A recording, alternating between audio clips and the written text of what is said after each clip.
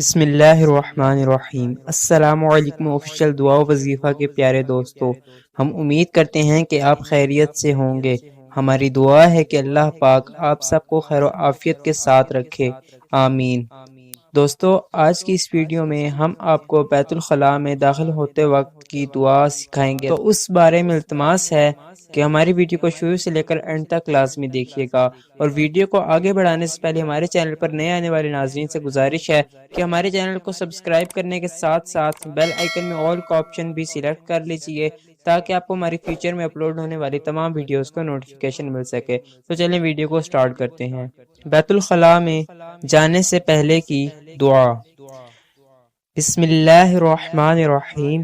اللہم انی اعوذ بک من الخبث والخبائث۔